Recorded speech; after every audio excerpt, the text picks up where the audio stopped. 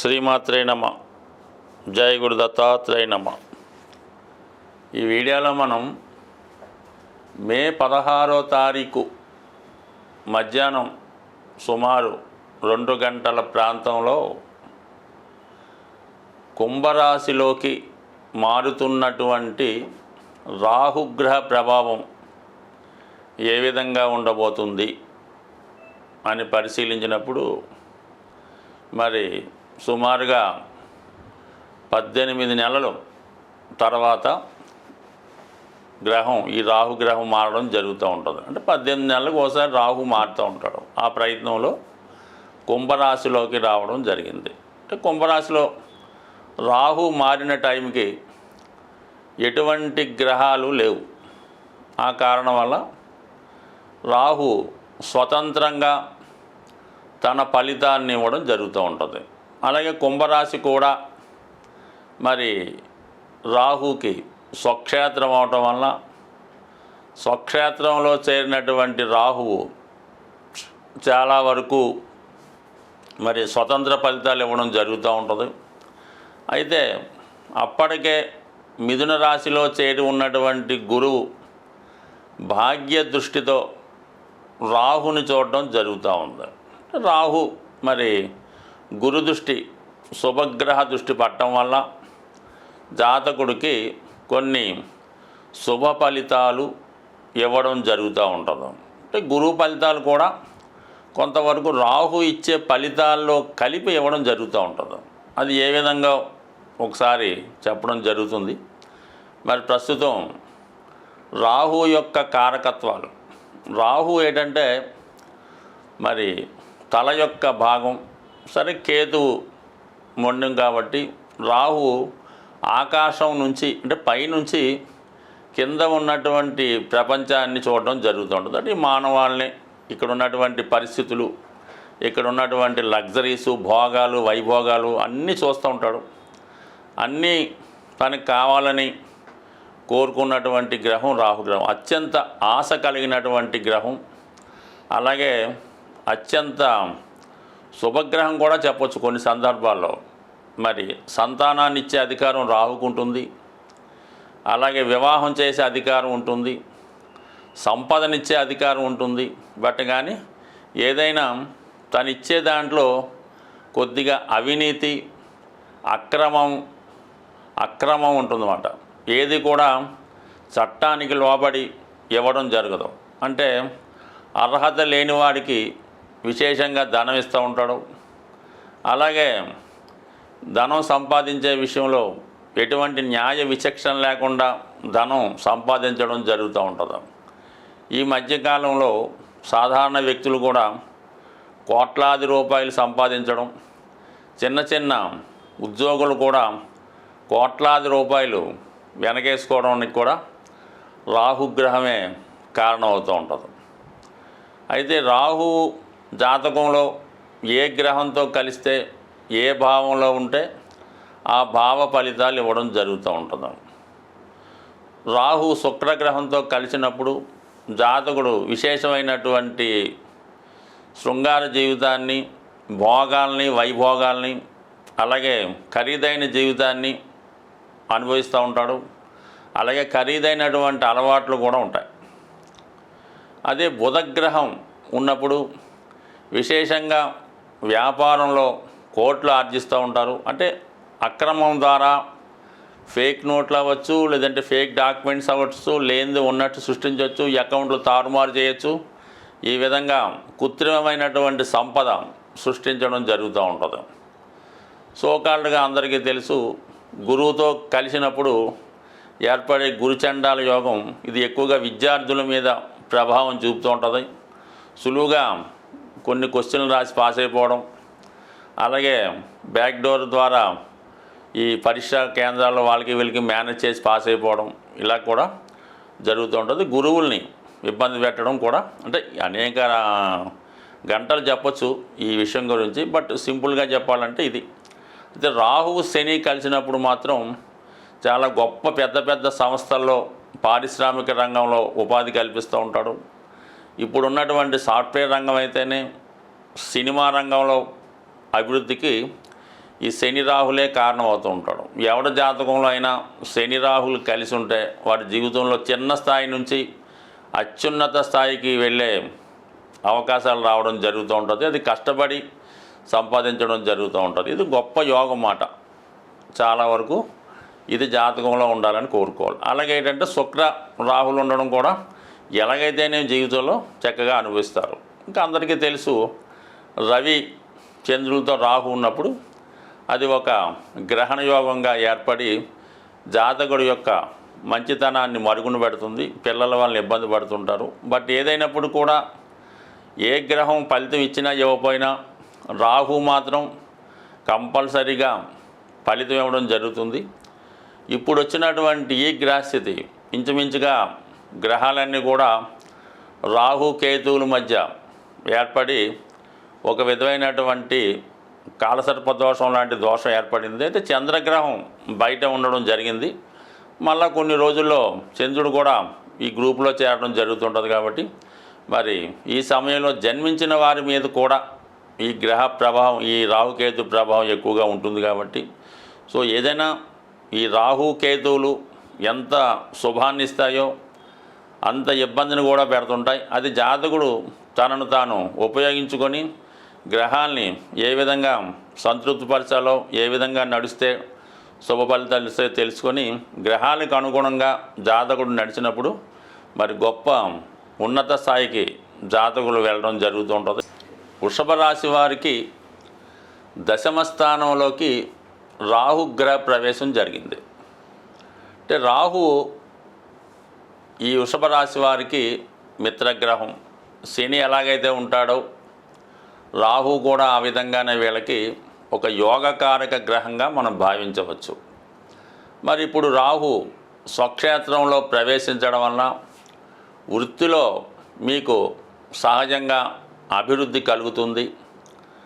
రాహుకు సంబంధించినటువంటి వృత్తులు ముఖ్యంగా మరి మెడికల్, సాఫ్ట్వేరు, సినిమా, అలాగే భూగర్భంలో లభించే ఖనిజాలు వగైరా వగైరా ఇవన్నీ కూడా మీకు అనుకూలించే అవకాశం ఉంది. అలాగే లెదర్ ఇండస్ట్రీ, పెట్రోల్ సంబంధించింది కూడా ఈ రాశి వారికి అనుకూలించే అవకాశం ఉన్నది. అంటే ఇక్కడ ఏమైందంటే ముఖ్యంగా దశమ స్థానంలో శని యొక్క స్థానంలో ఉన్నటువంటి రాహు యొక్క డిపాజిటర్ అంటారన్నమాట. శని భగవానుడు మీకు లాభస్థానంలో ఉన్నాడు. బట్ ఏదైనా ఈ సంవత్సరంలో ఏ గ్రహం మారినా కూడా వృషభ రాశి వారికి చాలా అనుకూలంగా మారడం జరిగింది. మరి ఈ కారణం వల్ల మీరు ఈ సమయంలో కొత్త వ్యాపార ప్రారంభానికి చాలా అనుకూలమైనటువంటి పరిస్థితులు ఏర్పడడం జరిగింది. అలాగే ముఖ్యంగా ఉద్యోగం మారడానికి కూడా ఈ గ్రహస్థితి సహకరిస్తూ ఉంది. ఎందుచేతనంటే ధనస్థానంలో ఉన్నటువంటి అష్టమాధిపతి దశమ మీద దృష్టి పెడుతున్నాడు. అంటే ఎవరు? గురువు. కంపల్సరిగా గురువు యొక్క ఫలితాలు కూడా మనకి ఈ రాహుగ్రహం ఇవ్వాల్సి ఉంటుంది. మరి ఆ కారణం వల్ల 100% మీకు వృత్తిలో మార్పు అన్నది కంపల్సరిగా రావడం జరుగుతూ ఉంటుంది. అలాగే ఆల్రెడీ కుటుంబ స్థానంలో గురువు ఉన్నాడు. అంటే అష్టమాధిపతిగా గురువు ఏ భావంలో ఉంటే ఆ భావ ఫలితాలని వేరు చేయడం జరుగుతూ ఉంటుంది. అష్టమాధిపతి యొక్క పని అదే కదా. అంటే కుటుంబానికి దూరంగా వెళ్ళే విధంగా మీకు ఇంచుమించుగా 15వ తారీఖున మారినటువంటి గురువు కుటుంబ స్థానంలోకి రావడంతో మీరు కుటుంబం నుంచి దూరంగా వెళ్ళడం కానీ, లేదా మీ కుటుంబంలో వేరొకరు కుటుంబానికి దూరంగా వెళ్ళడం జరుగుతూ ఉంటుంది. దానిని బలపరుస్తూ దశమంలో ఉన్నటువంటి రాహు పంచమ దృష్టితో గురువుని చూస్తున్నాడు. అంటే ఇద్దరు పరస్పర వీక్షణ వల్ల కంపల్సరిగా మీకు స్థాన చలనం కలుగుతుంది. లేదా కంపల్సరిగా మీ కుటుంబంలో మీకు కానీ మీ యొక్క సంతానానికి కానీ వివాహం, ఒక శుభకార్యం జరుగుతుంది. అది చాలా వైభవంగా జరుగుతుంది అన్నమాట. మామూలుగా మీరు ఏదో ఒక 2 కోట్లతో పెళ్లి చేద్దాం అనుకుంటే సుమారు 5 కోట్ల పైనే ఖర్చు పెట్టి అంత గొప్పగా వివాహం చేసే యోగం రాహు. అంటే రాహు ఎప్పుడూ ఆ విధంగా చేస్తూ ఉంటాడు. మనం ఏదో చిన్న బంగారం షాప్కి వెళ్ళి ఏదో ఉంగరం కొనుక్కుందామని వెళ్తే అక్కడ మీతో వడ్డానం కొనిపించే ప్రయత్నం చేస్తూ ఉంటాడు ఈ రాహు. అంటే దానికి ఆ టైంకి అలా బ్రెయిన్ పనిచేస్తుంటుంది. ఆ విధంగా మీరు నిర్ణయాలు తీసుకుంటూ ఉంటారు. బట్ ఏదైనా కుటుంబంలో ఒక శుభకార్యం జరుగుతుంది. వ్యక్తిగతంగా మీరు ఏదైనా అంటే ఎక్కువ కళాకారులు ఉంటారు కాబట్టి సినిమా రంగంలో ఉన్నటువంటి వారు ఎక్కువ ఎవరైతే ఎక్కువగా వృషభ రాశిలో ఉన్నవాళ్ళు సినిమా హీరోయిన్స్ కానీ ప్రస్తుతం టీవీలో ఉన్నటువంటి చాలామంది నటీనటులు వృషభ రాశి లేదా వృషభ లగ్నం చెందిన వారై ఉండడం అన్నది సరే మన దగ్గర చాలామంది వస్తుంటారు కాబట్టి ఎక్కువ మంది ఇప్పుడు టాప్గా ఈ టీవీ రంగంలో ఉన్నటువంటి హీరోయిన్స్ లాంటి వాళ్ళందరూ కూడా 99% వృషభ లగ్నం లేదా వృషభ రాశి వారే ఉండడం జరుగుతుంది. మరి ఈ కారణం వల్ల ఈ సినిమా రంగంలో వారికి అంటే వాళ్ళ యొక్క వేతనం పెరుగుతుందన్నమాట. గతంలో మీరు ఒక రోజు టీవీలో యాక్ట్ చేయడానికి మామూలుగా ఇప్పుడైతే 7,500 15,000 నుంచి 20,000 వరకు తీసుకోవడం జరుగుతుంది. మరి రేపు ఈ గ్రాస్యది మిమ్మల్ని ఒక రోజుకి 50,000 నుంచి ₹1,00,000 తీసుకునేలాగా మీ యొక్క స్థాయి పెంచే అవకాశం ఉంది. గ్రహాల యొక్క స్థితి మనకి అనుకూలంగా లేనప్పుడు ఆ గ్రహాలకి పరిహారం చేసుకోవడం వల్ల ఆ గ్రహాల మంచి ఫలితాలు మాత్రం మనం పొంది చెడు ఫలితాలని దూరం చేసే విధంగా జరుగుతూ ఉంటాయి. ఏదైనా ఒక గ్రహానికి మనం పరిహారం చేసుకోవాలంటే ఆ గ్రహం మీద శుభగ్రహ దృష్టి ఉంటే ఆ గ్రహం మనకి ప్రసన్నం అవడం జరుగుతూ ఉంటుంది. అదృష్టవశాత్తు రాహుగ్రహం మీద గురువు యొక్క దృష్టి ఉండడం వల్ల కంపల్సరిగా మీరు రాహుగ్రహానికి చేసే పరిహారాలు మీకు మంచి ఫలితాన్ని ఇవ్వడం జరుగుతూ ఉంటాయి. ది బెస్ట్ రెమెడీ రాహుకి ఏంటంటే ముందు మీకుగా మీరు మీ యొక్క ఖర్చులు మీరు వాడే వస్తు వాహనాలు ఒక్కసారి పరిశీలించండి. అవి మన స్థాయికి మించి ఉంటే వాటిని తగ్గించే ప్రయత్నం చేయండి. నెంబర్ 1 అంటే మనం వాడే కారు, వాడే సెల్ ఫోను, వాడే బట్టలు, నిత్య జీవితంలో మనం పెట్టే ఖర్చులు ఈ ఒక్కసారి గమనించి దాన్ని కంట్రోల్ చేసుకుంటే నెంబర్ 1గా సరిపోతుంది. అది రాహుకి నెంబర్ 1 రెమెడీ. దాని తర్వాత ఎవరైతే మీ ఫ్రెండ్ సర్కిల్లో మిమ్మల్ని ఉపయోగించుకుంటూ వాడి యొక్క అవసరాలు తీర్చుకుంటూ ఉంటాడు, ఏదో క్రికెట్ మ్యాచ్కి వెళ్తూ ఉంటాడు, లేదంటే గోవా వెళ్తూ ఉంటాడు, క్యాసినో ఆడుతూ ఉంటాడు, జాగ్రత్తగా గమనించండి. అటువంటి వాళ్ళని ముందు దూరం పెట్టే ప్రయత్నం చేయండి. మీకు అవకాశం ఉంటే వాడిని మార్చే ప్రయత్నం చేయండి. అంటే మీరు మంచి దారిలోకి వాడిని తెచ్చుకొని వాడిని ఆ వ్యసనాల నుంచి బయటపడితే దాన్ని బట్టి మీరు కూడా అంటే ఎంత మనం మానేద్దామన్నా ఏదో ఒక బలహీన క్షణంలో వాడు ఏదో గోవా వెళ్తూ ఉంటాడు, కంపల్సరీగా వెళ్ళడం జరుగుతూ ఉంటుంది. అందువల్ల ఈ 2 ముందు తగ్గించుకోండి. దాని తర్వాత మెయిన్గా రాహుగ్రహానికి అమ్మవారు అంటే దశ మహావిద్యలు, ప్రత్యంగర చాలా అనేక రకాలు ఉంటాయి. బట్ కానీ అందరికీ అనుకూలమైనది కనకదుర్గ అమ్మవారు. ఆ అమ్మవారికి మీరు ప్రతి శుక్రవారం విధి విధానంగా దర్శించుకొని అవసరమైతే అమ్మవారికి ఒక నిమ్మకాయల దండ, కుంకుమర్చన, రాహుకాల దీపం అంటే మంగళవారం కానీ శుక్రవారం కానీ ఇంపార్టెంట్ అన్నమాట. మంగళవారం అయితే 3 to 4:30, శుక్రవారం అయితే 10:30 12 ఈ టైంలో రాహుకాల దీపం వెలిగించడం. మరి మగవారైతే రాహుకాలంలో ముఖ్యమైన కార్యక్రమాలు ప్రారంభించుకోకూడదు. అది కొంచెం జాగ్రత్తగా గమనిస్తే సరిపోతుంది.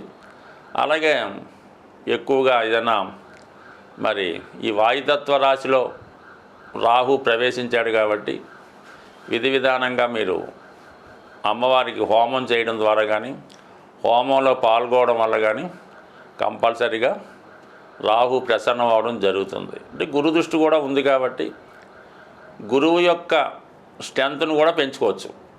గురువు బలాన్ని పెంచుకోవాలంటే ఏకైక మార్గం ఏంటంటే దక్షిణామూర్తి దత్తాత్రేయుడు మీకు విద్య నేర్పిన గురువు ఇవన్నీ మన వల్ల కాదంటే చక్కగా గోశాలకు వెళ్ళడం, మీ యొక్క బరువు ఎంత ఉందో అక్కడ చూపించుకోవడం, ఆ బరువు తగ్గట్టుగా ఆవులు తినే ఏదైనా బెల్లం కానీ, శనగలు కానీ, నవధాన్యాలు కానీ, గడ్డి కానీ ఆ గోశాలలో డొనేట్ చేయడం వల్ల మళ్ళీ మీరు కొత్తగా జన్మ ఎత్తితే ఏ విధంగా ఉంటుందో అంత బలమైనటువంటి ఫలితాన్ని మీరు తులాభారం ద్వారా గోశాలలో డొనేట్ చేయడం వల్ల కంప్లీట్గా మీ జీవితం మారుతుంది.